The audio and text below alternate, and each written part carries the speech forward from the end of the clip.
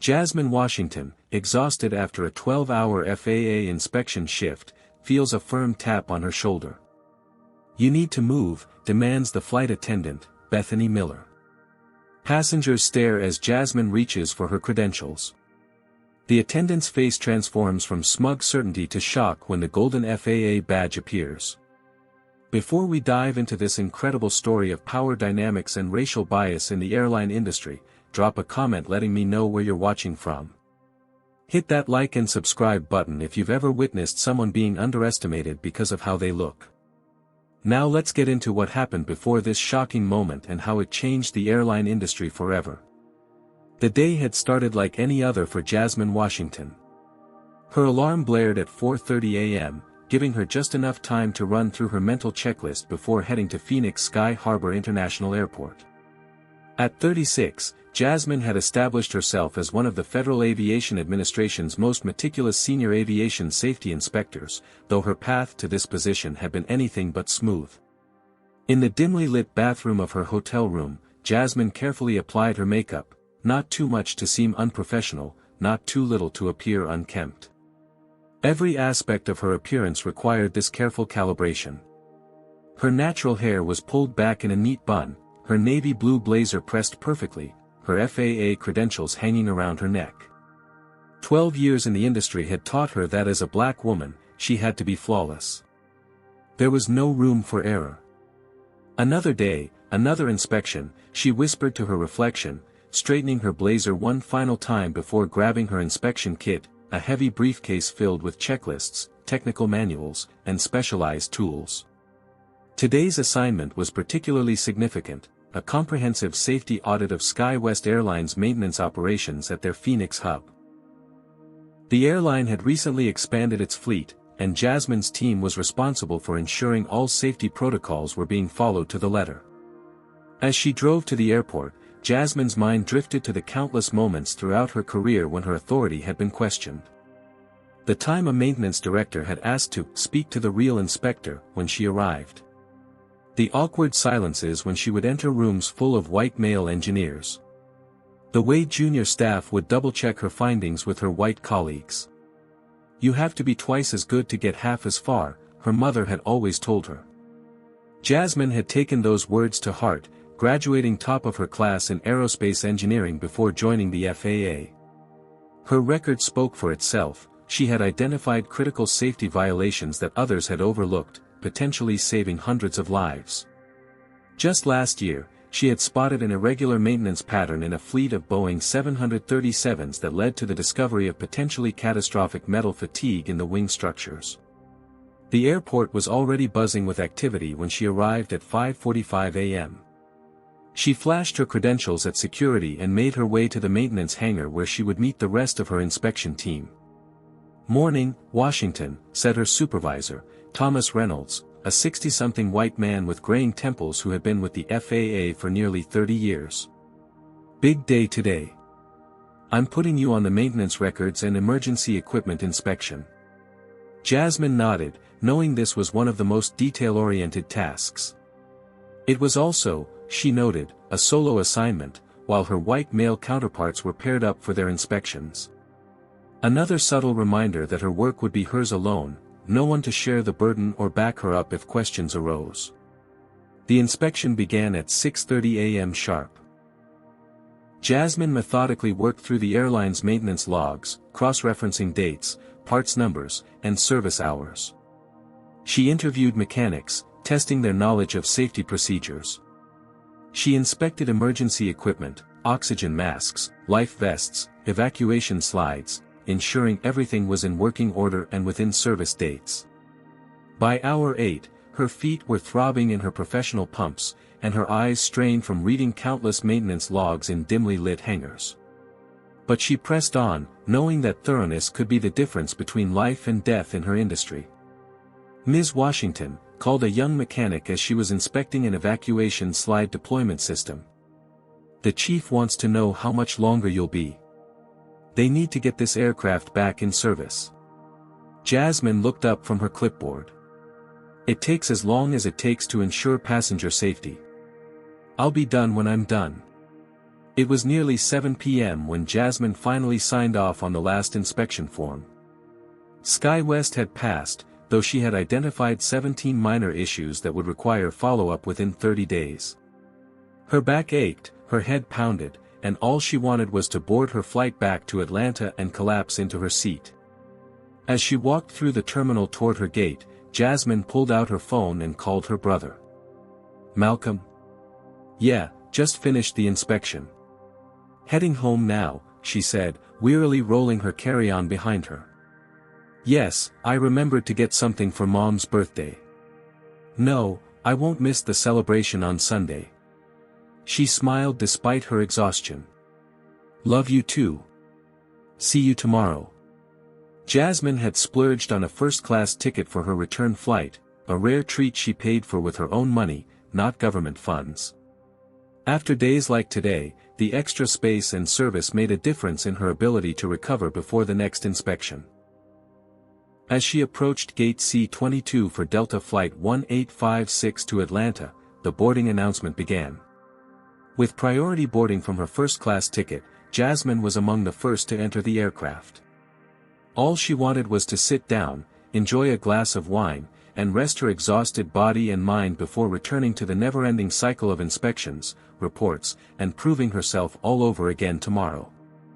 Jasmine settled into Seat 3A, a plush window spot in the first-class cabin. The leather seat felt like heaven after standing on concrete floors all day. She stored her carry-on in the overhead bin, keeping only her tablet and a small notebook for reviewing tomorrow's inspection details.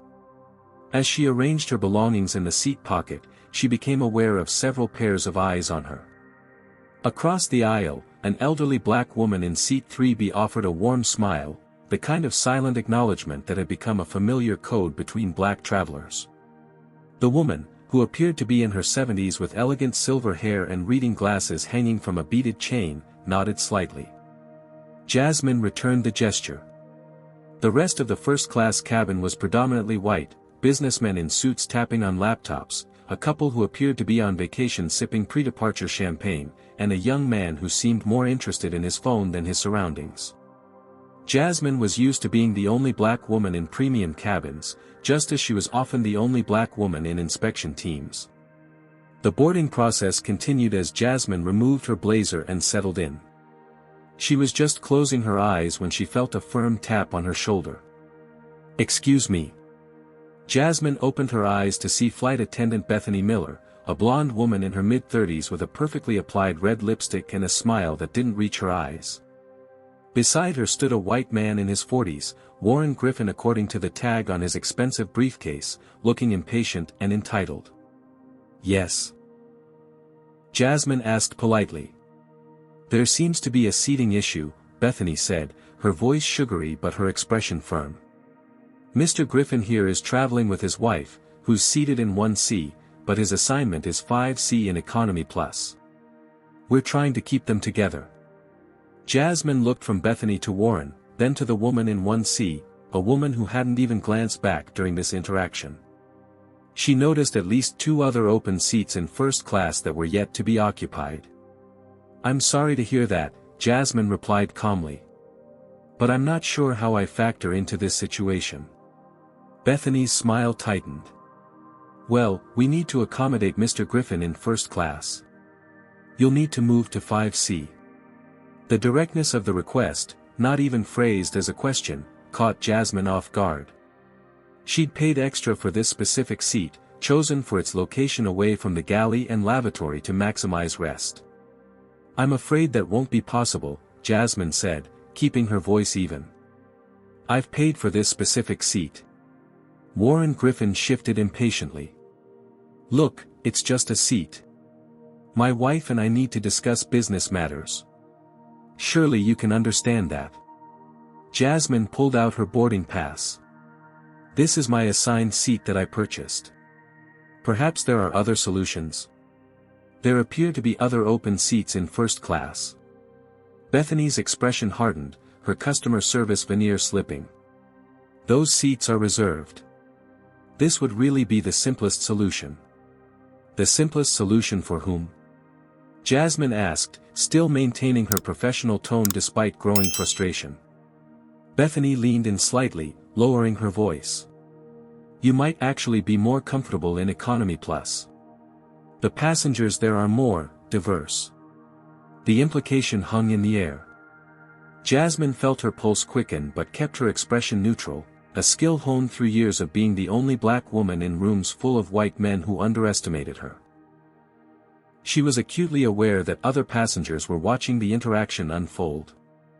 I'm perfectly comfortable right here, in the seat I paid for, Jasmine replied, her voice calm but firm. My boarding pass clearly shows seat 3A. The elderly black woman across the aisle, who had been observing the entire exchange, cleared her throat. Excuse me, I couldn't help but overhear. Perhaps there's another solution that doesn't involve moving this young lady from her rightful seat? Bethany barely glanced at the woman. Ma'am, we're handling this situation. Please allow us to do our jobs. The dismissal was swift and cutting. The older woman raised her eyebrows but said nothing more, though her eyes remained fixed on the unfolding scene with concern. Warren Griffin checked his watch dramatically. We need to push back on time. Can we resolve this quickly? Bethany nodded, turning back to Jasmine with renewed determination. I'm going to have to insist. This is a matter of keeping our first-class cabin running smoothly. The implication was clear, Jasmine was the disruption in the first-class cabin, not the arbitrary seating reassignment.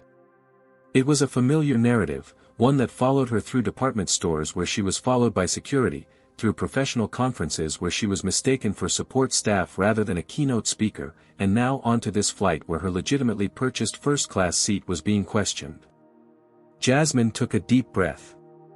I understand you have a situation to resolve, but moving me from the seat I specifically purchased isn't the answer. Perhaps Mr. Griffin could be seated elsewhere in first class, or he and his wife could both move to Economy Plus if being together is the priority. Bethany's smile disappeared completely. I'll need to speak with the lead flight attendant. As Bethany walked away with Warren Griffin in tow, Jasmine caught the eye of the elderly woman across the aisle, who introduced herself softly. I'm Dorothy Jenkins, she said. You're handling this with remarkable grace. Jasmine Washington, she replied. And trust me, it's not my first rodeo with this sort of thing. Dorothy nodded knowingly. Never is it? They always assume we're the ones who should inconvenience ourselves. Their quiet moment of solidarity was interrupted as Bethany returned with the lead flight attendant, Ryan Peters, a tall man with salt and pepper hair. Behind them lurked Kenneth Blake, a burly security officer who seemed to have materialized out of nowhere. The presence of security for what should have been a simple seating issue sent a clear message that Jasmine was being viewed as potentially disruptive. The confrontation was just beginning. Ryan Peters approached with the practiced smile of someone accustomed to defusing situations, though the presence of security officer Kenneth Blake hovering nearby contradicted any pretense that this was a routine conversation. Ma'am, I understand there's some confusion about seating, Ryan began, his tone condescending as if speaking to a child rather than a professional woman. Bethany tells me you're refusing to cooperate with our seating arrangements. Jasmine straightened in her seat, maintaining her composure. There's no confusion. I purchased seat 3A, which is confirmed by my boarding pass. I'm simply occupying the seat I paid for. Ryan extended his hand. May I see your boarding pass? Jasmine handed it over, noticing how several passengers had begun recording with their phones. The public spectacle of a black woman being questioned was apparently worthy of documentation. Ryan examined her boarding pass for much longer than necessary, flipping it over multiple times as if searching for some invalidating factor. Jasmine had seen this performance before, the exaggerated scrutiny designed to create doubt where none existed. How did you get a first-class ticket? Ryan asked, his tone implying suspicion. I purchased it, like everyone else, Jasmine replied evenly, though her heart raced with a familiar indignation. Warren Griffin, who had been standing nearby with his arms crossed, scoffed audibly. Can we speed this up? The flight's already delayed. Ryan handed the boarding pass back to Jasmine with visible reluctance. Are you sure you're in the right section? Economy Plus is quite comfortable as well. The implication was clear. Ryan couldn't reconcile Jasmine's presence in first class with his preconceptions. It was a sentiment Jasmine had encountered throughout her career, the subtle and not-so-subtle suggestions that she didn't belong in premium spaces, executive meetings, or positions of authority. I'm exactly where my boarding pass indicates I should be, Jasmine replied, her patience wearing thin but her voice remaining steady. Bethany stepped forward. Perhaps I could show you to economy. You might find it more suitable. More suitable for whom? Dorothy interjected from across the aisle, her voice sharp with indignation. This young woman has shown you her boarding pass. What more do you need? Ryan turned to Dorothy with barely concealed irritation. Ma'am, please don't involve yourself in airline procedures. I'm involving myself in what appears to be discriminatory treatment, Dorothy replied, undeterred. I've been flying since before you were born, young man, and I recognize what's happening here. Kenneth Blake, the security officer, shifted his position, moving closer to Jasmine's seat. His hand rested casually on his belt near his radio, a subtle but unmistakable threat. Ma'am, Ryan said to Jasmine, speaking slowly as if she might have trouble understanding basic English, we need this seat for another passenger. It would really help us out if you could cooperate. The patronizing tone transported Jasmine back to countless professional situations where her expertise had been doubted or dismissed.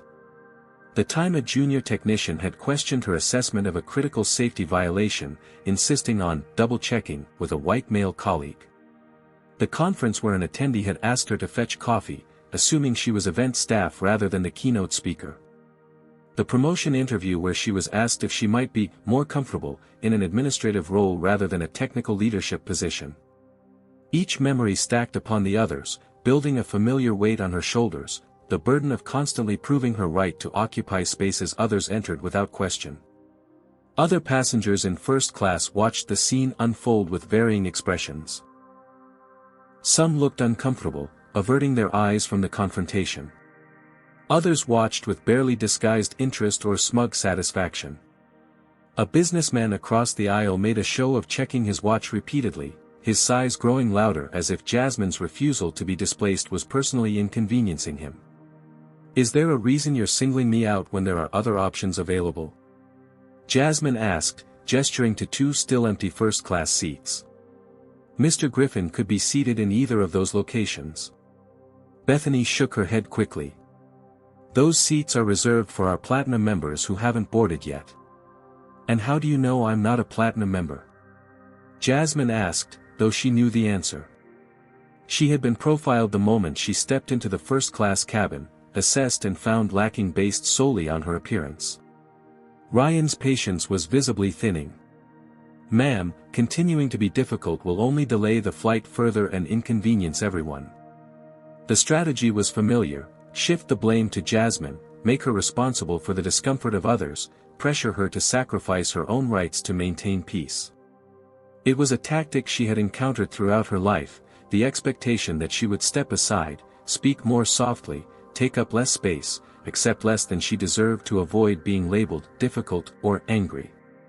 Kenneth Blake took another step forward, his presence now impossible to ignore.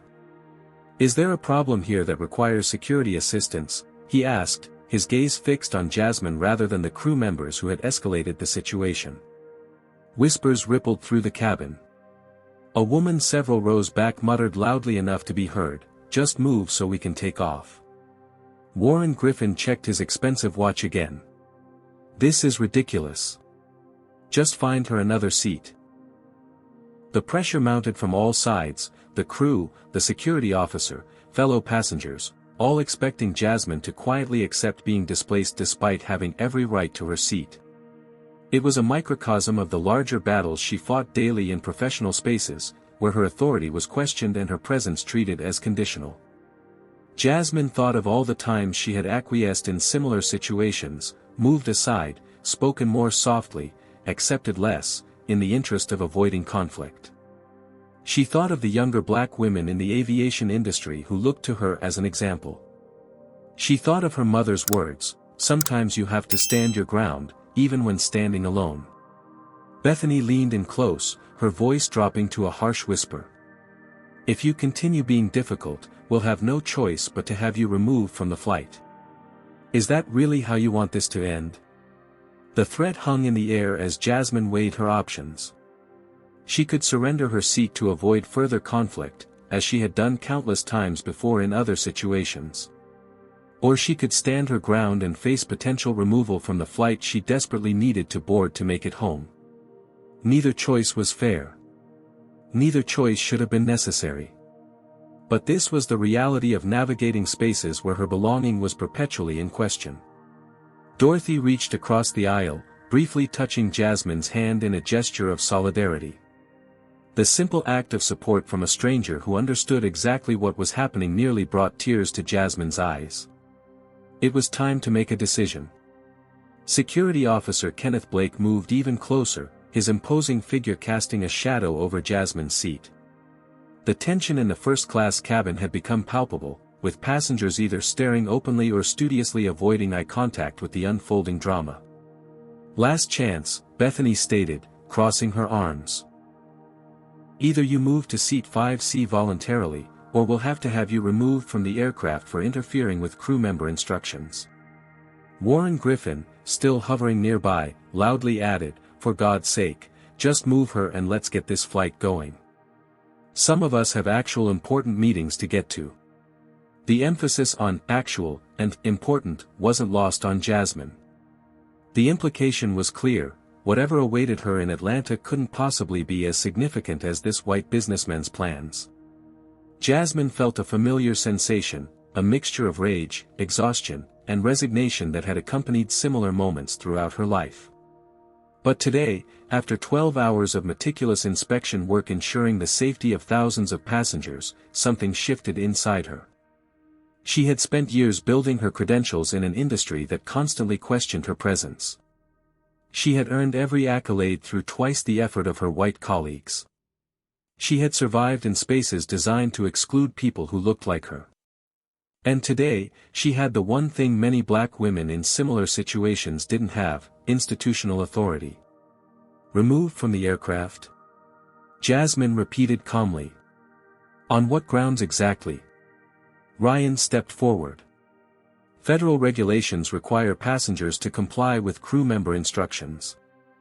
"I'm very familiar with federal aviation regulations," Jasmine replied, reaching slowly for her handbag. "In fact, that's my area of expertise." For the first time since the confrontation began, Ryan's confident demeanor faltered slightly. "Meaning?"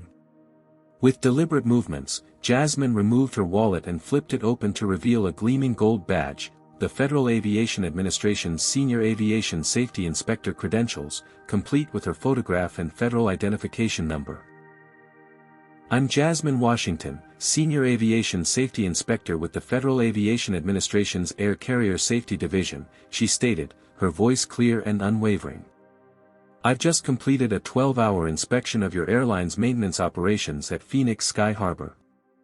The effect was immediate and dramatic. Kenneth Blake took 2 swift steps backward, his hand dropping from his belt. Bethany's face drained of color, her mouth opening slightly but no words emerging. Ryan froze completely, staring at the badge as if it might disappear if he blinked. Warren Griffin's smug expression evaporated. I didn't realize." Clearly, Jasmine interrupted. "Now, as I was explaining before security was called, I purchased this specific seat assignment, and I intend to occupy it for the duration of this flight." The entire cabin had gone silent. Phones still recorded, but now the context had dramatically shifted. This wasn't just a passenger being difficult, this was a federal authority being harassed by airline staff. "Ms. Washington," Ryan finally managed, his tone completely transformed, "I sincerely apologize for the misunderstanding." "Is it a misunderstanding?" Jasmine asked, maintaining eye contact. "Because from my perspective, it appears that your crew singled out the only black woman in first class and attempted to displace her to accommodate a white male passenger, despite other solutions being available. She gestured to the still empty first-class seats. Those platinum member seats you mentioned remain unoccupied, yet relocating Mr. Griffin to one of them wasn't considered an option. Instead, I was threatened with removal from an aircraft. Jasmine continued, her voice controlled but authoritative. As you know, I have the authority to initiate investigations into crew conduct, particularly when it impacts passenger safety or rights. Discriminatory treatment certainly falls within that purview. Was the flight attendant wrong to demand Jasmine move without properly checking her ticket? Comment number 1 if you think Bethany was acting on racial bias, or number 2 if you believe this was just a misunderstanding. Hit that like button if you've ever had to prove you belong somewhere, and subscribe to hear how this confrontation transformed airline policies nationwide. What would you have done in Jasmine's position? Would you have shown your credentials earlier, or waited like she did? Let's continue with what happened next in this extraordinary story. Ryan's professional mask crumbled completely. I assure you, Ms. Washington, discrimination is absolutely not our policy. We value all our passengers equally. Policy and practice often differ, Jasmine replied. I'm curious why, out of all the passengers in first class, I was the one selected to be moved to economy. I'm curious why my valid boarding pass was questioned. I'm curious why security was called for what should have been a routine seating matter. Dorothy nodded approvingly from across the aisle, a small smile playing at her lips. Bethany, who had remained frozen in shock, finally found her voice. Ms. Washington, there's been a terrible misunderstanding. We would never intentionally. Intent and impact are different things, Jasmine interrupted. The impact of your actions was discriminatory, regardless of your stated intent. Kenneth Blake had already begun retreating down the aisle, suddenly finding urgent business elsewhere on the aircraft. Warren Griffin, the businessman whose seating preference had initiated the entire confrontation, looked desperately for an escape route. Passengers who had been recording now lowered their phones, some looking embarrassed at having documented what had transformed from an entertaining confrontation to potential evidence in a federal discrimination case. I'll need your full names for my report, Jasmine said, removing her notebook and pen. As well as the names of your supervisors. Ryan's face had taken on a sickly pallor. Ms. Washington, perhaps we can discuss this privately after we reach Atlanta. I'm sure we can come to an understanding. An understanding was possible before security was called, Jasmine replied. Now this has become an official matter. Warren Griffin, seeing the situation deteriorating rapidly, attempted to extricate himself. Look, I don't need to change seats. This has gotten completely out of hand. I'm fine sitting in 5C. Jasmine turned to him, her expression unyielding. Mr. Griffin, this incident has moved beyond your seating preference. This is now about accountability for discriminatory treatment. The power dynamic had shifted completely. The crew members who had been so dismissive minutes earlier now stood anxiously awaiting Jasmine's next words. The passengers who had sighed impatiently at the delay now sat in uncomfortable silence, witnesses to the consequences of casual discrimination. Jasmine closed her notebook, but kept her credentials visible on her lap. I expect the remainder of this flight to proceed without further incident. We can address the formal aspects of this situation upon arrival in Atlanta. Ryan nodded quickly. Of course, Ms. Washington. Again, I sincerely apologize for any misunderstanding. It's not a misunderstanding when someone shows you their valid boarding pass multiple times, Dorothy interjected from across the aisle. It's not a misunderstanding when security is called on a paying passenger who has done nothing wrong. Several other passengers nodded in agreement, the mood in the cabin shifting as people processed what they had witnessed.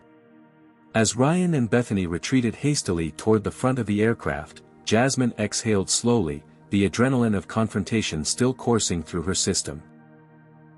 She had stood her ground, but the familiar weight of being forced to assert her legitimacy, of having to produce credentials to be treated with basic dignity, settled heavily on her shoulders. Dorothy leaned across the aisle. "Well done," she whispered. "Not all of us have a gold badge to pull out when these things happen." Jasmine nodded, the truth of those words striking deep. Her badge had given her power in this specific situation, but what about all the times in her life when she didn't have official authority to protect her? What about all the black women who faced similar treatment without federal credentials to shield them? The questions lingered as the cabin crew prepared for takeoff, now moving with exaggerated courtesy around Jasmine's seat. The confrontation was over, but its implications were just beginning to unfold. An awkward silence blanketed the first-class cabin as the reality of what had just occurred sank in. Jasmine replaced her FAA credentials in her bag but kept her notebook visible on her tray table, a subtle reminder that this incident was being documented. The previously confident Bethany Miller now moved through the cabin with her eyes downcast, avoiding Jasmine's section entirely. Ryan Peters had pulled Bethany aside near the galley, engaged in intense whispered conversation punctuated by nervous glances in Jasmine's direction. Their body language told the story, damage control was in full effect. Occasional phrases drifted back to Jasmine: potential investigation, discrimination complaint, media attention, each one carrying career-ending implications for the flight attendants involved. The transformation in how Jasmine was treated was both vindicating and infuriating. The same crew members who had been prepared to have her removed from the aircraft now hovered anxiously, their exaggerated courtesy highlighting how differently she would have been treated had she been just another black woman without federal authority. Warren Griffin, the businessman whose seating preference had initiated the conflict, had been quietly relocated to one of the previously reserved first-class seats without disturbing anyone else. He kept his head down, suddenly fascinated by his phone, avoiding eye contact with everyone around him. Other passengers processed the scene in various ways. Some appeared uncomfortable, perhaps recognizing their own complicity in having sided against Jasmine before her authority was revealed. Others seemed almost disappointed that the drama had concluded without her removal. A few nodded respectfully in her direction, silent acknowledgement of the stand she had taken. Dorothy Jenkins, the elderly woman across the aisle, observed everything with a knowing expression. "Funny how those platinum seats suddenly became available," she remarked quietly to Jasmine. "Amazing how problems solve themselves when people are held accountable," Jasmine replied, allowing herself a small smile. The aircraft door was about to close when a commotion at the front of the cabin caught everyone's attention. Captain Samuel Harris, a tall man with salt and pepper hair and the authoritative presence that came with commanding aircraft, emerged from the cockpit.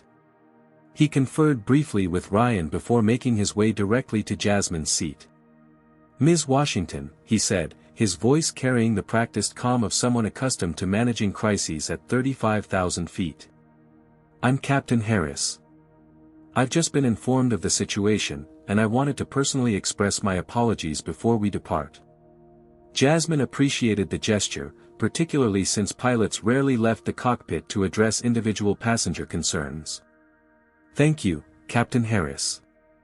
I hope this incident will lead to some meaningful changes in how your crew approaches seating issues." The captain nodded gravely. "I assure you it will. This is not representative of how we train our staff to interact with passengers." He lowered his voice slightly. "I understand you're with the FAA. I want you to know I take this very seriously and will be addressing it with our chief flight attendant upon arrival."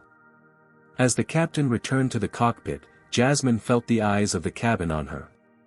The revelation of her professional identity had transformed her from someone who could be dismissed to someone who commanded respect, but that respect shouldn't have required federal credentials. The aircraft pushed back from the gate 30 minutes behind schedule. As the safety demonstration began, Bethany was nowhere to be seen, replaced by another flight attendant who introduced himself as Michael and offered Jasmine a pre-departure beverage with almost comical deference. "Water would be fine, thank you," Jasmine said, noticing how Michael carefully placed a napkin on her armrest before setting down the drink, a courtesy she hadn't observed being extended to other passengers during the earlier service. As the aircraft taxied toward the runway, Jasmine felt the familiar conflict that accompanied these moments, satisfaction at having stood her ground mixed with exhaustion from yet another battle she shouldn't have had to fight. She thought of how differently the scenario would have played out had she been just another passenger without the shield of federal authority. Dorothy, who had been observing Jasmine's quiet reflection, leaned across the aisle once more. "Mind if I join you?" she asked, gesturing to the now empty seat beside Jasmine. "My seatmate got off with a sudden connection concern when all this started. Probably afraid of being associated with troublemakers like us." Her eyes twinkled with mischief. Jasmine smiled genuinely for the first time since boarding. "I'd welcome the company." As Dorothy settled into the adjacent seat, she introduced herself more fully. Dorothy Jenkins, retired head nurse at Grady Memorial in Atlanta. 40 years of watching people scramble when they realize the person they've been talking down to has more authority than they thought. The aircraft accelerated down the runway, pressing them back into their seats as it climbed into the darkening sky. Jasmine felt some of the tension begin to drain from her shoulders. "Jasmine Washington," she replied. "And yes, the badge changes everything. That's the problem." "Always has been," Dorothy agreed. "Back in '83, I was the first black head nurse in the ICU. White doctors would ignore my input until they saw my credentials, then suddenly my opinion mattered. Same woman, same knowledge, different reception." The familiar pattern resonated deeply with Jasmine. Throughout her career, she had navigated spaces where her expertise was questioned until her credentials were verified, where her presence was treated as provisional until her authority was established. As the aircraft leveled off and the seatbelt sign dinged off, Jasmine noticed how the crew moved cautiously around her section, offering services with exaggerated politeness. Ryan made a point of checking personally on her comfort, his earlier condescension replaced by nervous deference. "Will you file a formal complaint?" Dorothy asked after the drink service had concluded. Jasmine looked out at the darkness beyond the window, considering the question. She had the authority to initiate an investigation that could significantly impact the careers of everyone involved. Yet she also knew the emotional and professional cost of pursuing such actions, the inevitable questioning of her motives, the suggestion that she had overreacted, the additional labor of documenting and justifying her experience. "I'm still deciding," she admitted. "Part of me wants to use this position to create accountability. Another part of me is just exhausted by having to constantly prove I belong in spaces like this." Dorothy nodded understanding. "That's the burden, isn't it? When we stand up, we're not just standing for ourselves." Their conversation was interrupted as Captain Harris's voice came over the intercom, announcing their cruising altitude and apologizing for the delayed departure. The subtle acknowledgement of the incident hung in the air. Jasmine removed her tablet from her bag and opened a new document. Whether or not she decided to file an official FAA complaint, she would document everything while it was fresh in her mind. As an inspector, she knew the power of thorough documentation.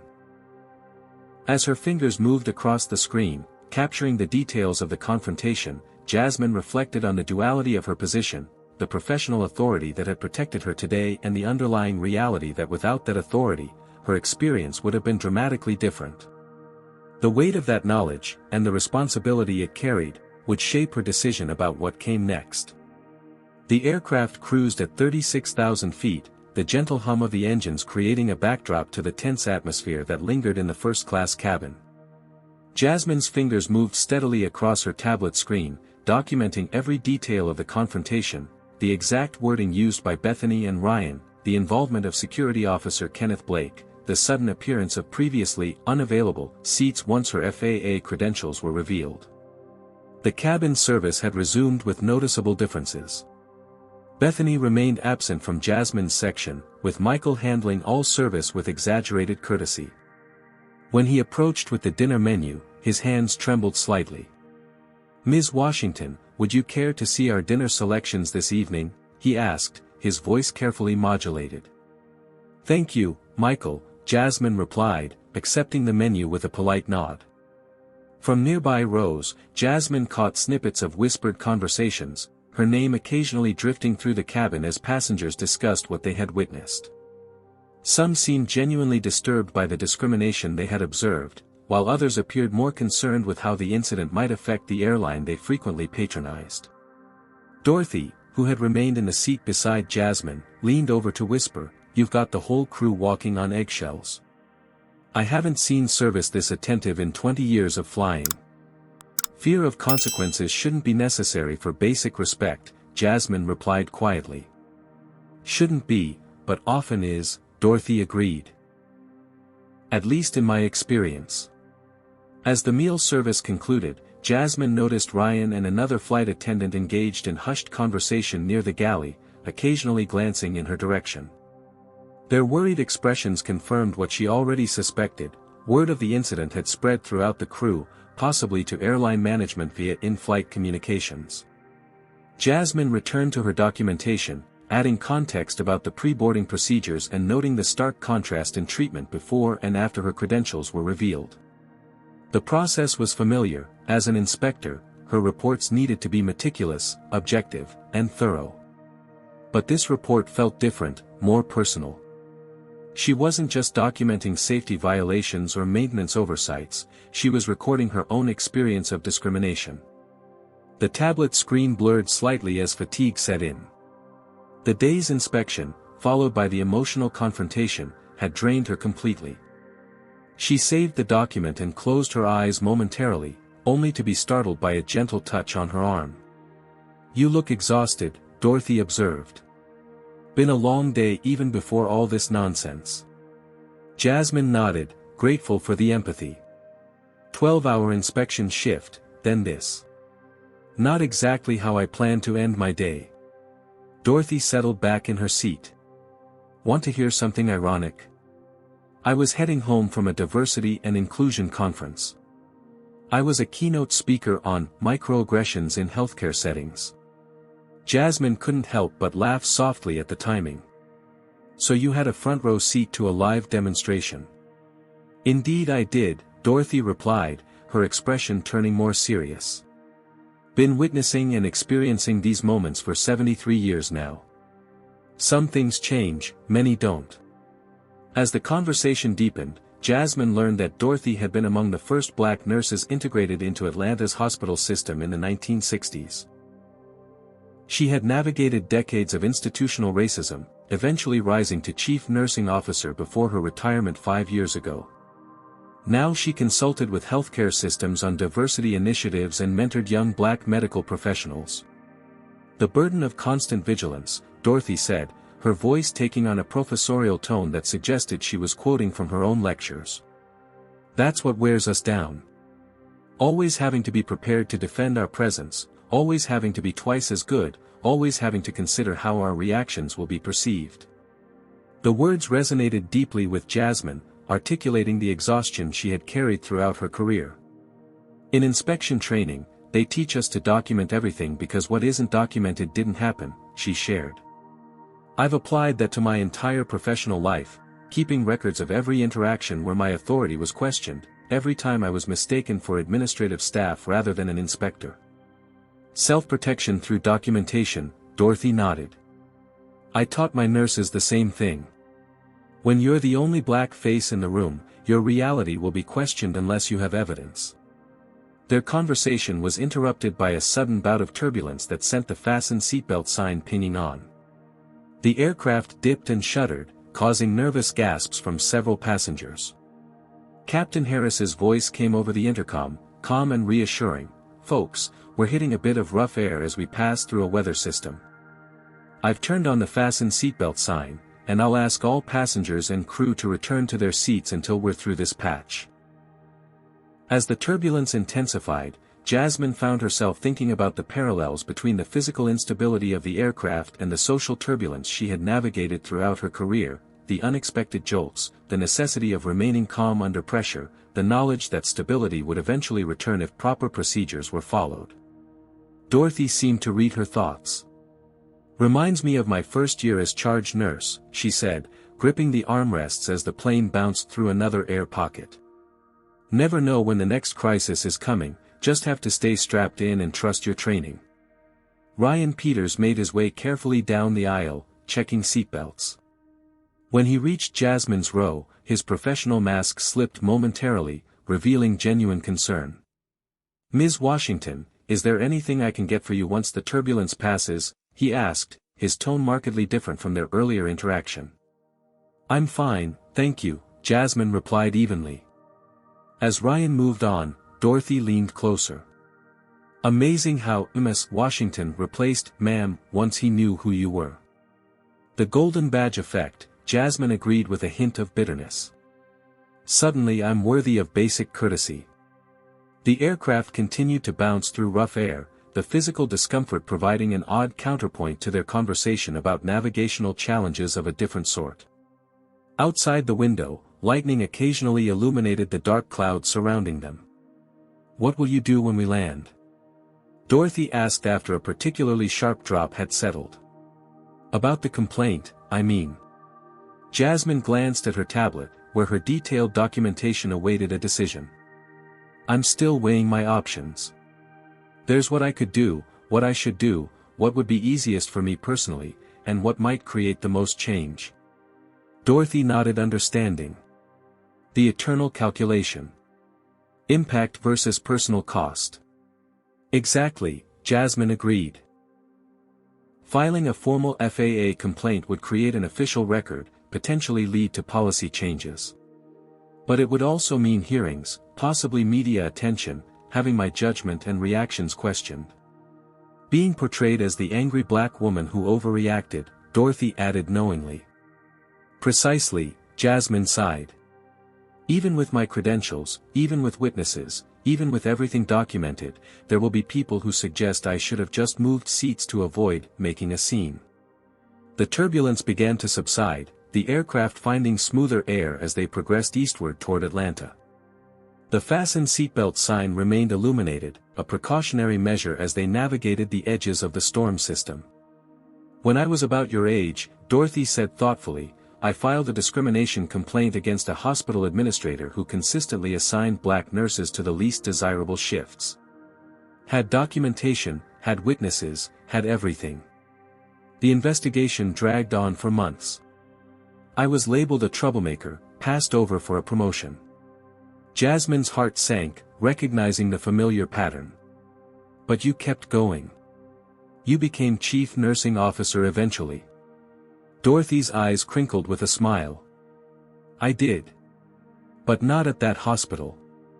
Sometimes the cost of fighting is having to move on, even when you're in the right."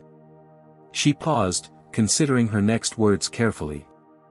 "The complaint did lead to policy changes, though. Not immediately, not dramatically, but incrementally. Years later, a young black nurse told me those changes had made her experience different from mine." The insight lingered between them as the seatbelt sign finally dinged off, signaling their passage through the worst of the turbulence. The cabin crew resumed their service, moving through the aircraft with renewed efficiency. Jasmine reopened her tablet, adding more details to her documentation. Whether she decided to file a formal complaint or not, she would have a complete record of what had transpired. It was both professional habit and personal necessity, the evidence that validated her experience in a world that often sought to minimize or dismiss it. As the flight continued eastward through the night sky, Jasmine and Dorothy's conversation drifted to more personal topics: Jasmine's brother Malcolm and his civil rights law practice, Dorothy's grandchildren and her post-retirement advocacy work. The connection between them deepened, transcending the circumstances of their meeting, becoming something more meaningful, the recognition of shared experiences across generations, the solidarity of women who had navigated similar challenges in different fields. By the time the captain announced their initial descent into Atlanta, Jasmine had nearly completed her detailed account of the incident. What she would do with this documentation remained undecided, but having it provided a sense of control, an assertion that what had happened was real and significant, regardless of how others might try to dismiss it. As the lights of Atlanta began to appear below them, Dorothy reached over and briefly squeezed Jasmine's hand. "Whatever you decide," she said, "know that you've already made an impact today. Sometimes standing your ground is its own victory." Jasmine nodded, grateful for the perspective as the aircraft descended toward its destination. The confrontation had been resolved, but its implications continued to unfold as they approached landing. "Ladies and gentlemen, as we begin our final approach into Hartsfield-Jackson Atlanta International Airport, please ensure your seatbelts are fastened, tray tables are in their upright position, and all personal belongings are stowed. The captain's arrival announcement interrupted Jasmine's focused documentation work on her tablet. She had been so absorbed in capturing every detail of the incident that the announcement startled her back to awareness of her surroundings. The cabin crew moved efficiently through the aisles, preparing for landing, their movements betraying a lingering tension whenever they passed near her seat. Jasmine saved her work and closed the tablet case, slipping it into her bag as the aircraft descended through scattered clouds toward the sprawling lights of Atlanta. Dorothy had returned to her original seat across the aisle for landing, but not before exchanging contact information with Jasmine, a connection neither had anticipated when boarding but both now valued. As the aircraft's landing gear deployed with a mechanical thud, Jasmine's thoughts turned to what awaited her on the ground. Her brother Malcolm would be picking her up, and she still hadn't decided what to tell him about the incident. As a civil rights attorney, he would undoubtedly encourage her to pursue formal action, to leverage her position for systemic change. Yet she also knew he would understand her exhaustion, the calculus of personal cost versus potential impact. The wheels touched down with a screech and a bump, the reverse thrusters roaring as the aircraft decelerated along the runway. Jasmine felt the familiar release of tension that came with a completed journey, though in this case, the arrival marked not an ending but a decision point. As the aircraft taxied toward the terminal, Ryan Peters approached her seat, his expression carefully neutral but his body language betraying anxiety. "Ms. Washington," he said, his voice low enough to avoid being overheard by nearby passengers. "Captain Harris would like to speak with you briefly before you deplane, if that's acceptable." Jasmine nodded. "That's fine." Dorothy raised an eyebrow from across the aisle, a silent question about what might be coming. Jasmine gave a small shrug in response, she would soon find out. The aircraft came to a stop at the gate, and the familiar chimes signaled the end of the journey. As passengers began collecting their belongings and the forward door opened, an announcement came over the intercom. "Ladies and gentlemen, we ask that you remain seated momentarily to allow our crew to assist a passenger. We appreciate your patience." This deviation from standard deplaning procedures earned curious glances and a few grumbles from passengers eager to exit after the already delayed flight. Jasmine remained seated, aware of the eyes now turning in her direction as Captain Harris emerged from the cockpit and made his way down the aisle. "Ms. Washington," he said, extending his hand. "If you'd be willing to step into the jetway with me for a moment before you continue to your connection or baggage claim." Jasmine gathered her belongings and followed the captain, conscious of the whispers that followed her exit. Dorothy gave her an encouraging nod as she passed. In the relative privacy of the jetway, away from passenger eyes and ears, Jasmine found not only Captain Harris waiting but also a woman in a crisp business suit who introduced herself as Victoria Lawson, Delta's station manager for Atlanta operations. "Ms. Washington," Victoria began, her tone professionally cordial but with an underlying tension, "I want to personally apologize for the incident that occurred during boarding. Captain Harris has briefed me on the situation, and I want to assure you that Delta takes these matters extremely seriously." Jasmine nodded but remained silent, waiting to hear what would follow the standard corporate apology. "We've already initiated an internal review," Victoria continued. "Both flight attendants involved have been placed on administrative leave pending the completion of our investigation." Captain Harris added, "I've submitted my own incident report as well. What happened was unacceptable and contrary to our values and training." Victoria opened a leather portfolio she had been carrying. "As an immediate response, we'd like to offer you our premium compensation package, Delta vouchers for future travel, complimentary Sky Club membership for a year, and additional Sky Miles deposited to your account." She extended a business card with her direct contact information. "We're hoping we can address this matter internally and to your satisfaction. Your feedback on how we can improve would be invaluable." The implication was clear: Delta preferred to handle the situation without the involvement of federal authorities or potential media exposure. The compensation package was generous, designed to demonstrate seriousness while containing the incident. Jasmine accepted the business card but did not immediately respond to the offer.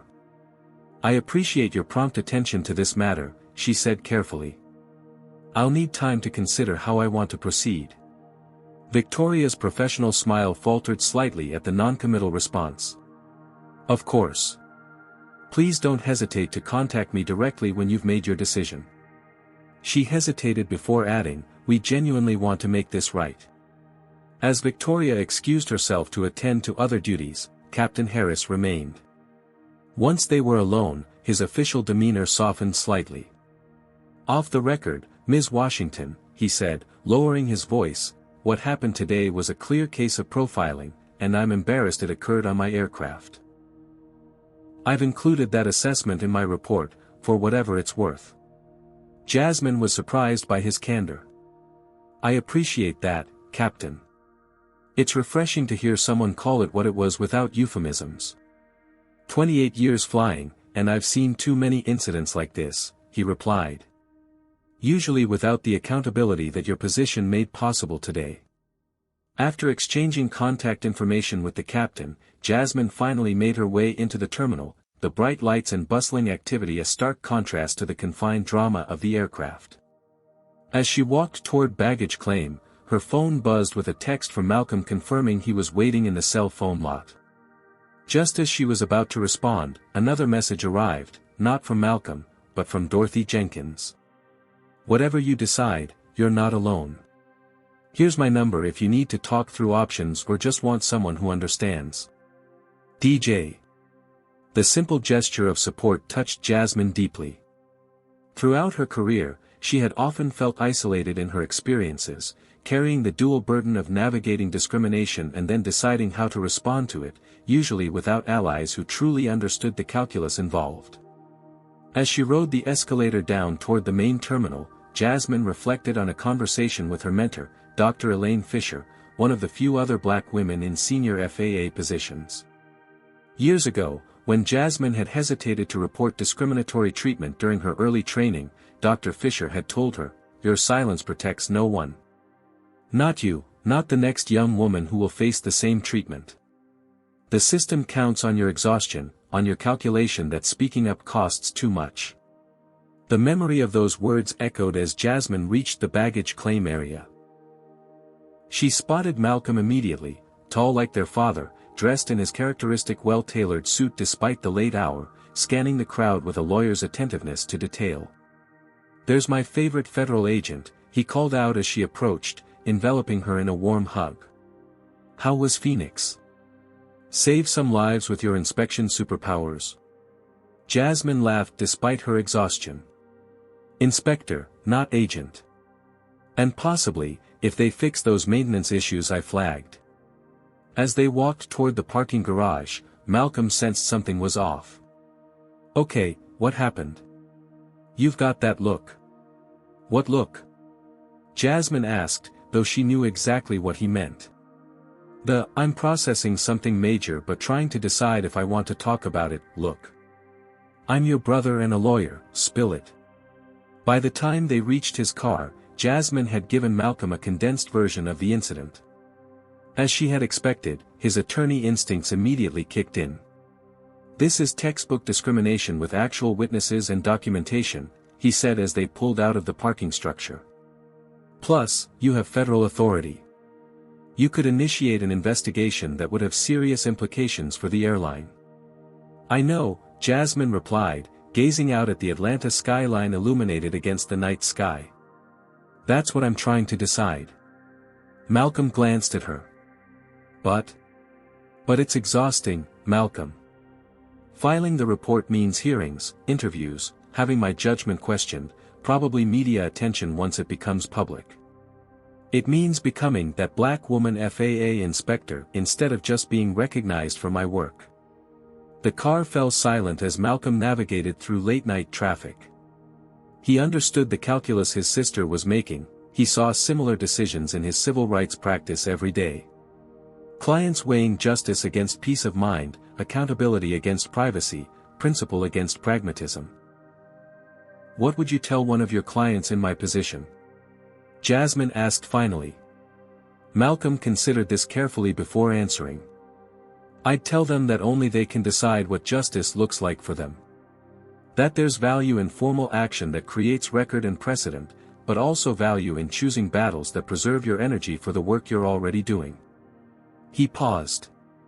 And then I'd probably say something annoyingly lawyer-like about how documentation matters regardless of what action you take.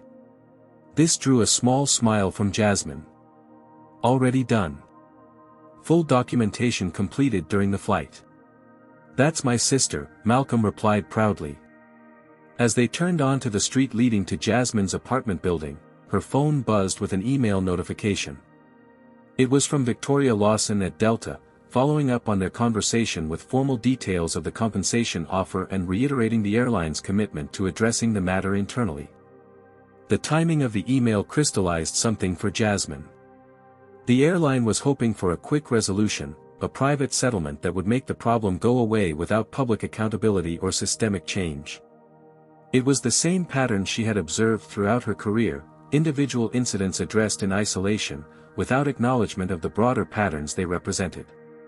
She thought of Dorothy, who had faced similar treatment for decades without the shield of federal credentials to protect her.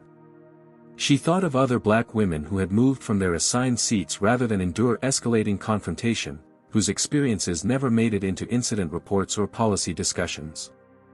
As Malcolm pulled up to her building, Jasmine made her decision. I need to write something up tonight, she said. Can you review it before I submit it tomorrow? Malcolm recognized the resolve in his sister's voice. Legal review at breakfast. I'll bring the coffee. Jasmine nodded, the weight of the decision settling into determination rather than burden. I'm not accepting their offer.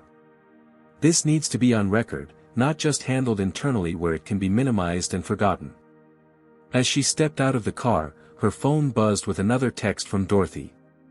Just landed back home and can't stop thinking about what happened. No matter what you decide, you showed that flight crew something important today. Some lessons can only be taught by standing your ground. The message reinforced Jasmine's decision. There were costs to formal action, certainly. But there were also costs to silence, costs that were borne not just by her but by everyone who would come after her and face the same treatment.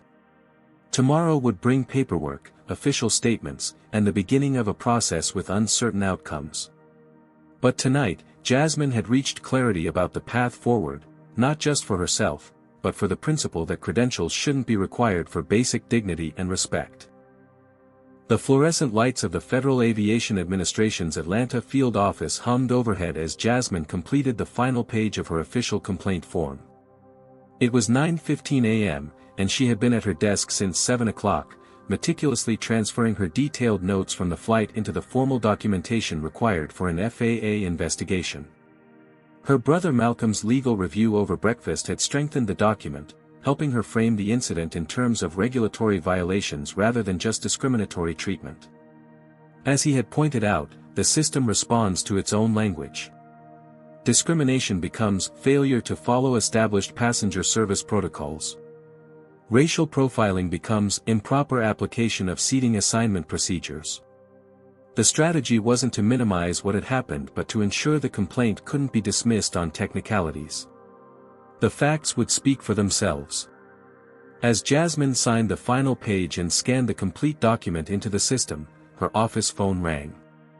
The caller ID showed Delta Airlines corporate headquarters. "This is Inspector Washington," she answered, her voice professional and neutral. "Ms. Washington, this is Richard Bennett, Senior Vice President of Customer Experience at Delta." The male voice carried the practiced warmth of executive communication. "I've been briefed on yesterday's unfortunate incident, and I wanted to personally reach out before things proceed further." Jasmine wasn't surprised by the call.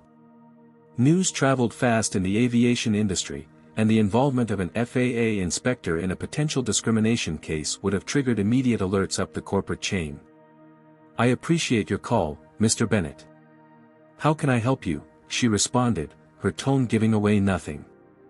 "I want to assure you that Delta takes this matter extremely seriously," Bennett continued. We've already placed the involved crew members on administrative leave and initiated our most thorough internal investigation protocol. What happened does not reflect our values or training. These were almost the exact words Victoria Lawson had used in the jetway, clearly from the same corporate response playbook. Additionally, Bennett added, his voice taking on a note of cautious optimism, I've been authorized to enhance the compensation package that was initially offered. We value your expertise and would appreciate your input on how we can improve our training and procedures moving forward. The implication was clear, Delta was hoping to resolve the matter privately, with generous compensation and promises of internal change, rather than face a formal FAA investigation. Mr. Bennett, Jasmine replied carefully, I appreciate Delta's attention to this matter. However, I've just submitted a formal complaint to initiate an FAA investigation. This isn't about compensation for me personally. It's about ensuring accountability and transparency. There was a brief silence on the line before Bennett's tone shifted subtly, still professional but with an underlying tension. Of course, that's your right. We'll cooperate fully with any investigation. I do hope you'll consider our offer to participate in helping us improve our training programs regardless of the formal proceedings. I'm open to that discussion after the investigation concludes, Jasmine replied. After ending the call, Jasmine leaned back in her chair, taking a deep breath. The corporate outreach was only the beginning. Once the complaint was processed, there would be interviews, evidence collection, possible hearings, a process that could stretch for months and would inevitably become part of her professional identity within the agency. Her desk phone rang again almost immediately. This time, it was her direct supervisor, Regional Director Thomas Hargrove. Washington, just got a notification about your complaint filing, Hargrove said without preamble. Delta's CEO has already called our administrator. This is going to get attention. I expected as much, sir, Jasmine replied. You know you'll be asked to recuse yourself from any SkyWest or Delta inspections until this is resolved, Hargrove continued. And there will be questions about why you didn't identify yourself as FAA at the beginning of the interaction. I'm prepared for that, Jasmine said. My off-duty status is clearly documented in the complaint. I was traveling as a private citizen who happened to be an FAA employee, not performing inspection duties. Hargrove grunted in acknowledgement. Just be ready. These things get complicated quickly. He paused before adding, for what it's worth, I think you're doing the right thing. We can't have air carriers treating passengers differently based on how they look, credentials or not. The support, however gruff, meant more than Jasmine had expected. Thank you, sir. By noon, news of Jasmine's complaint had spread throughout the office. Colleagues stopped by her desk, some offering quiet words of support, others clearly uncomfortable and making a point to discuss only routine work matters. The division was unsurprising but still disappointing. Her phone buzzed with a text message from Malcolm, news traveling fast. Reporter from Atlanta Journal-Constitution called my office asking about the FAA discrimination case. Didn't give details but wanted to know if I'm representing you. Before Jasmine could respond, another text arrived, this one from Dorothy Jenkins. Just saw something on Twitter about an FAA inspector filing discrimination complaint against Delta. Assuming that's you. Standing with you. The public dimension was beginning sooner than Jasmine had anticipated. She would need to prepare for media inquiries, social media attention, and the inevitable backlash that came with challenging powerful institutions. As if on cue, her email notification chimed. The message was from an address she didn't recognize, with the subject line, Know Your Place. The brief text contained racial slurs and threats. Jasmine forwarded it to IT security without opening the attachments, then started a folder to document any harassment that might come her way during the process. By late afternoon, the initial procedural steps of the investigation were underway. Jasmine had been interviewed by the FAA's Internal Affairs Division, providing a recorded statement about the incident. She had supplied the contact information for Dorothy and other passengers who had witnessed the confrontation, as well as Captain Harris. As she was preparing to leave for the day, her phone rang again, a number she didn't recognize. "This is Jasmine Washington," she answered cautiously. "Ms. Washington, this is Samuel Harris, the captain from yesterday's flight." Surprised to hear from him so soon, Jasmine responded, "Captain Harris, thank you for calling. I wanted you to know that I've submitted my own detailed incident report," he said, his voice carrying the same steady confidence it had in the cockpit. "I've been with Delta for 22 years, and I've seen this pattern before. Usually, it gets handled with an apology and some vouchers, then business as usual. I'm glad someone with authority is finally creating a record." His support was unexpected but welcome. "That means a lot, Captain Harris. There may be blowback for you as well." "I'm 3 years from retirement with a perfect safety record," he replied. "They can't touch me without creating bigger problems for themselves. Besides, it's the right thing to do." After ending the call, Jasmine checked her personal email one last time before leaving the office. There was a message from Dorothy, sent to both her and Malcolm. "I've organized a group of passengers from our flight who witnessed the incident and are willing to provide statements. 5 so far, including the woman who was recording from 2D. Let me know how we can help." The unexpected coalition of support brought the first genuine smile to Jasmine's face since the incident. She had anticipated fighting this battle largely alone, as she had fought many others throughout her career. The emergence of allies, Captain Harris with his institutional knowledge, Dorothy with her community organizing skills, Malcolm with his legal expertise, shifted the dynamic from isolated complaint to collective action. As the investigation officially launched over the following days, the story began to gain traction in aviation industry publications, then local Atlanta news, and finally national outlets. The narrative varied widely depending on the source. Some framed it as an isolated incident involving unprofessional crew members, while others positioned it within broader patterns of discrimination in air travel. Jasmine declined all interview requests, maintaining professional silence while the investigation proceeded. Delta issued carefully worded statements expressing commitment to diversity and inclusion while avoiding admission of any systemic issues.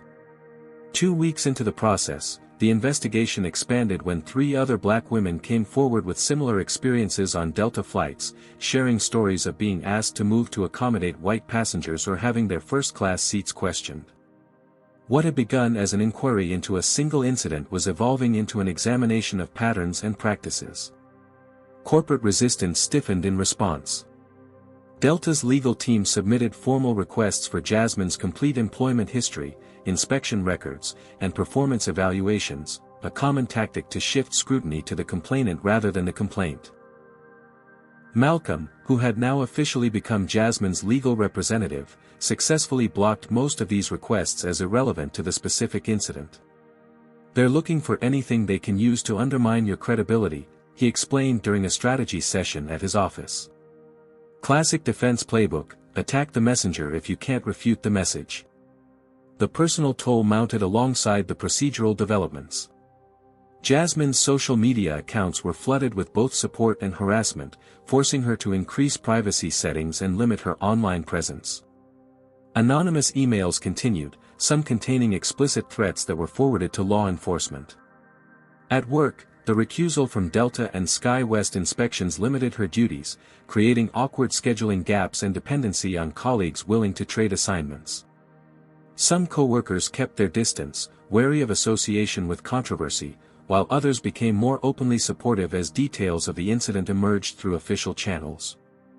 6 weeks into the investigation, a breakthrough came from an unexpected source.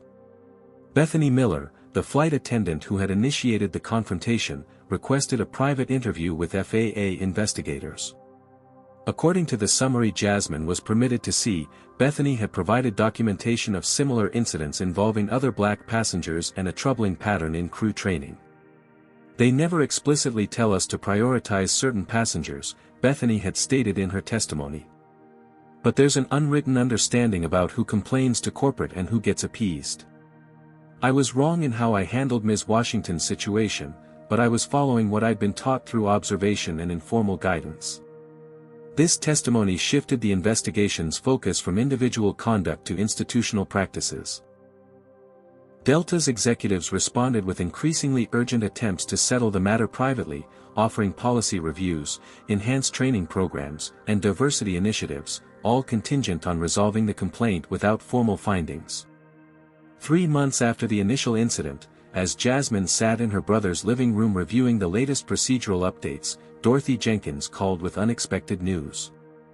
The passenger from 2D, Emily Kozlowski, posted her video online, Dorothy reported. It's going viral. Over 2 million views already. The video captured the confrontation from the moment security officer Kenneth Blake was called, including Bethany's comment about Jasmine being more comfortable in economy and the dramatic revelation of the FAA credentials. The caption read simply, "Watch how they treated this black woman until they found out who she was." Social media response was immediate and overwhelming. The hashtag #FlyingWhileBlack began trending, with thousands sharing similar experiences across airlines. Corporate sponsors began questioning their partnerships with Delta, and congressional representatives called for hearings on discrimination in air travel. The video transformed what might have remained a relatively contained investigation into a national conversation about privilege, authority, and who is presumed to belong in premium spaces. As Jasmine watched the online reaction unfold, she received a text message from Captain Harris, "Just got word Bethany's been terminated. They're making her the scapegoat to protect the system that trained her." Not right. The news troubled Jasmine deeply. While Bethany's actions had been discriminatory, her recent testimony suggested she had been operating within a culture that tacitly endorsed such behavior. Making her solely responsible allowed the airline to create the appearance of accountability while avoiding more fundamental changes. "This isn't justice," Jasmine told Malcolm as they discussed the development. "Firing one flight attendant while leaving the practices that enabled her behavior intact doesn't solve anything." Malcolm nodded thoughtfully. "So what would justice look like to you now?"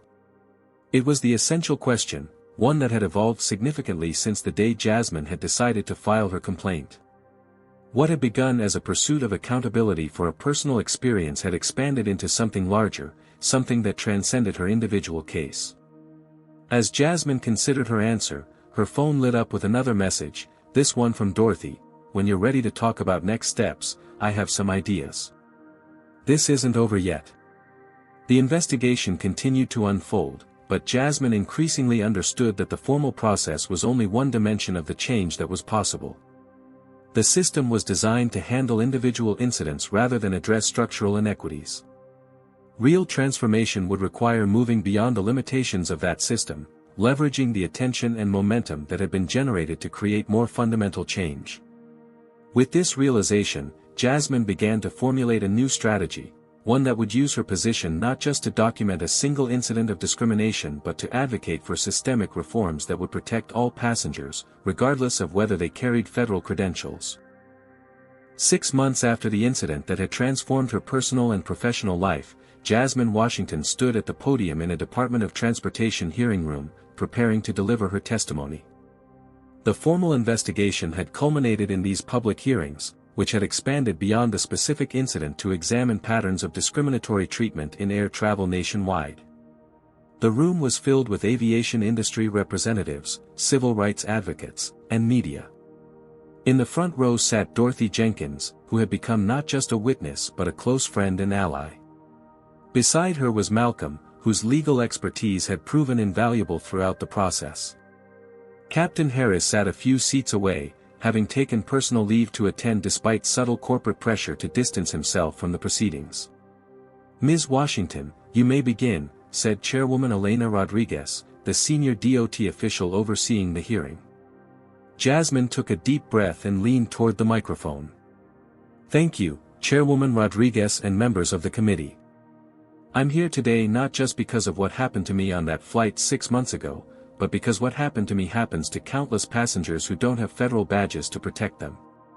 As she delivered her carefully prepared testimony, Jasmine detailed not only her personal experience but also the systemic issues it revealed, the discretionary enforcement of policies, the subjective judgments about who belonged in premium spaces, and the burden placed on passengers of color to repeatedly prove their legitimacy.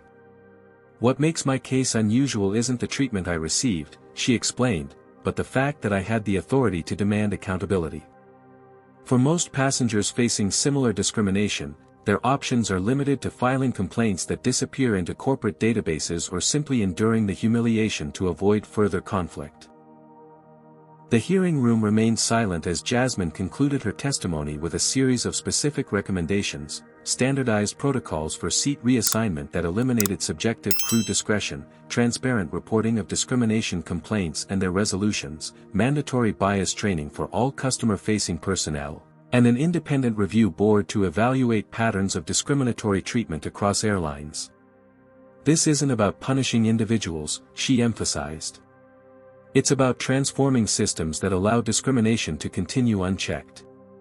The questions from committee members ranged from supportive to skeptical, with industry representatives predictably focusing on the costs of implementation rather than the costs of discrimination. Throughout the questioning, Jasmine remained composed and precise, drawing on both her personal experience and professional expertise to address each point raised.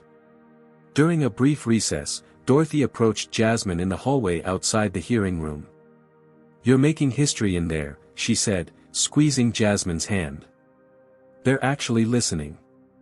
"Thanks to you and the others who came forward," Jasmine replied. The initial investigation had expanded when Dorothy organized a support group of passengers who had witnessed the incident, which had eventually connected with advocacy organizations representing other travelers who had experienced similar discrimination. When the hearing resumed, representatives from major airlines presented their responses. Delta, facing the most direct scrutiny, announced a comprehensive overhaul of their training programs and the creation of a new executive position focused exclusively on equitable customer experience. "While we dispute some characterizations of our company culture," said the Delta representative, "we acknowledge that the incident involving Ms. Washington revealed opportunities for significant improvement in our policies and practices." The carefully worded statement stopped short of admitting systematic discrimination but represented more acknowledgement than most corporations offered in similar situations. The most surprising testimony came later that afternoon when Bethany Miller, the flight attendant who had initiated the confrontation with Jasmine, appeared before the committee. After her termination by Delta, Bethany had initially maintained silence, but the expanded investigation had eventually brought her forward. "I want to publicly apologize to Ms. Washington," Bethany began, her voice steady despite obvious nervousness. "My actions that day were discriminatory, and while they reflected training I had received, the responsibility for carrying out that discrimination was ultimately mine." Bethany went on to describe the subtle ways flight attendants were trained to prioritize certain passengers over others, not through explicit instructions but through modeling, feedback, and corporate rewards that reinforce treating white male passengers, particularly those in business attire, with additional deference and accommodation. "We were never told to discriminate," she explained. "We were told to use our judgment about which passenger concerns merited special attention and which could be dismissed. That judgment was shaped by unspoken assumptions about who belonged in premium cabins and who was just passing through." Jasmine watched Bethany's testimony with mixed emotions. There was vindication in hearing these patterns named explicitly by someone who had participated in them, but also recognition of how systems perpetuated themselves through individuals who rarely questioned their underlying assumptions until forced to confront them. By the time the hearings concluded 3 days later, the Department of Transportation had announced plans for new industry-wide guidelines on non-discriminatory passenger treatment, mandatory data collection on passenger complaints related to discriminatory treatment, and regular compliance reviews. 2 months after the hearings, as Jasmine sat in her office reviewing a routine maintenance inspection report, her phone rang with an unexpected call. It was Victoria Lawson from Delta, the station manager she had met briefly in the jetway 6 months earlier. "Ms. Washington," Victoria began formally, "I'm calling to inform you that Delta's board has approved all the policy changes recommended by the DOT committee, along with several additional measures developed in consultation with civil rights organizations." Jasmine remained cautiously optimistic. "That's encouraging news." Additionally, Victoria continued, we've created a new passenger civil rights compliance division to ensure implementation of these policies across our entire operation. The board has authorized me to ask if you would consider heading this division. The offer caught Jasmine completely by surprise. You're offering me a job. We're offering you an opportunity to transform the industry from the inside, Victoria clarified. Your expertise as both an FAA inspector and someone who has directly experienced discrimination gives you a unique perspective. We need that perspective if we're going to make meaningful changes. Jasmine promised to consider the offer, though her immediate instinct was skepticism about corporate intentions. When she mentioned the call to Malcolm that evening, his reaction was similarly cautious. Could be sincere, could be reputation management, he observed. Either way, it's a recognition of your impact. Dorothy's perspective, shared over coffee the following weekend, offered a different angle. Sometimes you change systems by working within them. Your authority would be formal rather than just moral.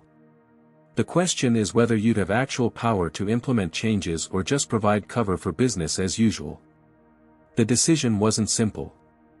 Jasmine had built her career at the FAA, establishing credibility and authority that had taken years to accumulate. Moving to the private sector meant starting over in many ways, building new relationships and navigating different power structures. Yet the potential for direct impact was undeniable. The policies she had recommended during the hearings could be implemented under her guidance rather than filtered through corporate interpretation. She could build an accountability structure from the ground up. After weeks of deliberation, consultations with mentors, and careful negotiation of the position's authority and resources, Jasmine accepted the role, with specific conditions regarding independence, reporting structure, and measurable outcomes for success. I'm not interested in becoming a corporate shield, she told the Delta CEO during their final meeting. My responsibility will be to passengers first, not to shareholder perceptions. The transition from government regulator to corporate change agent wasn't without challenges. Some former FAA colleagues viewed her move as a sellout, while some Delta executives remained skeptical of her intentions and defensive about her criticisms. The press coverage ranged from celebratory to cynical, with industry analysts debating whether her appointment represented genuine reform or sophisticated public relations. Bethany Miller's journey took a different path toward redemption. Rather than seeking reinstatement at Delta, she had become an advocate, speaking at flight attendant training programs about recognizing and interrupting bias in customer service. The termination that had initially seemed unjust to Jasmine, making Bethany the scapegoat for systemic issues, had ultimately catalyzed Bethany's own transformation from participant in discrimination to active opponent. A year after the initial incident, Jasmine found herself boarding another Delta flight, this time as both passenger and executive. The changes implemented under her leadership were visible throughout the boarding process, from the standardized protocols for seat assignments to the diverse representation in first-class service staff. As she settled into her seat, a flight attendant approached, a young black woman whose professional demeanor carried none of the defensive energy Jasmine had encountered on that fateful flight a year earlier. Ms. Washington, the attendant said with genuine respect rather than the performative deference that had followed her credential revelation previously. Captain Harris asked me to give you his regards.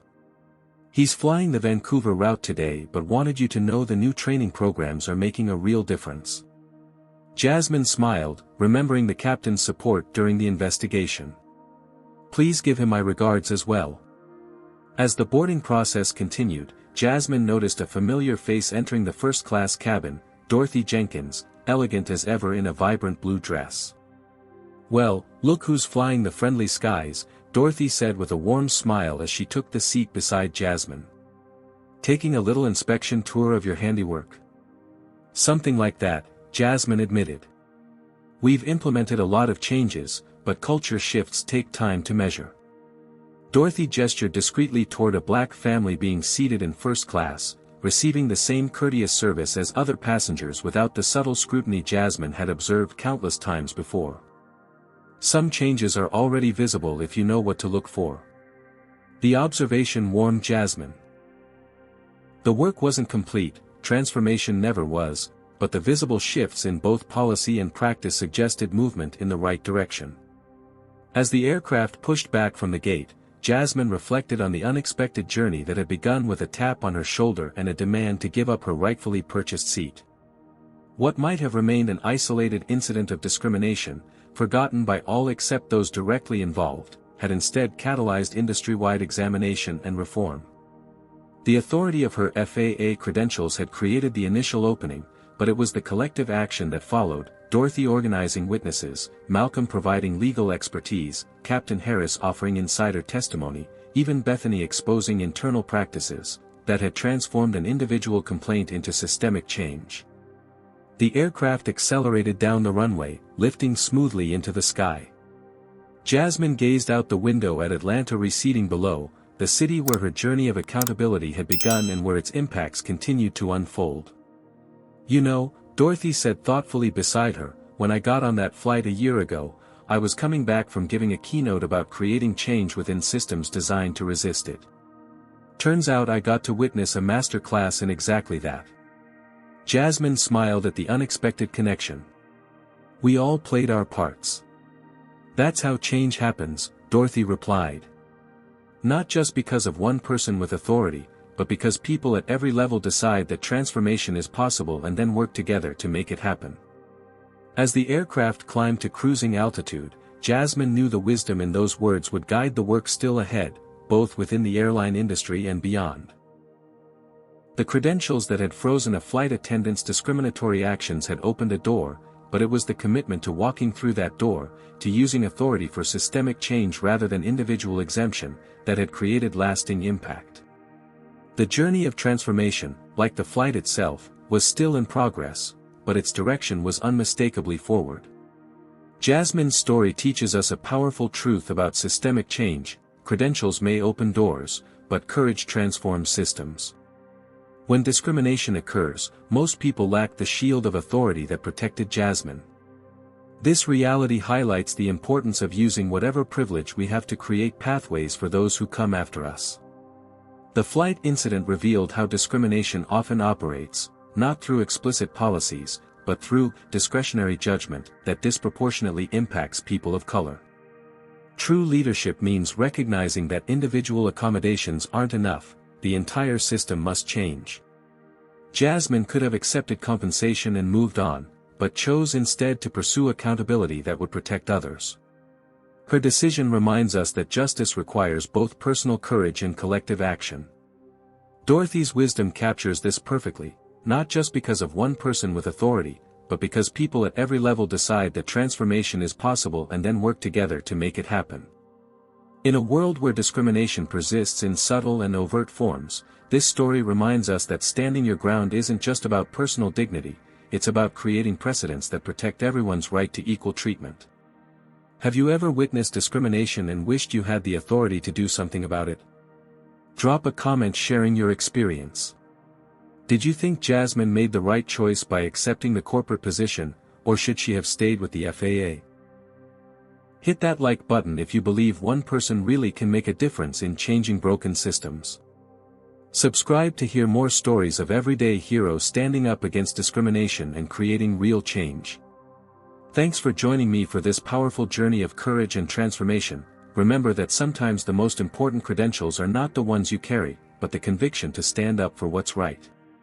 Share this video if you know someone who needs to hear this message.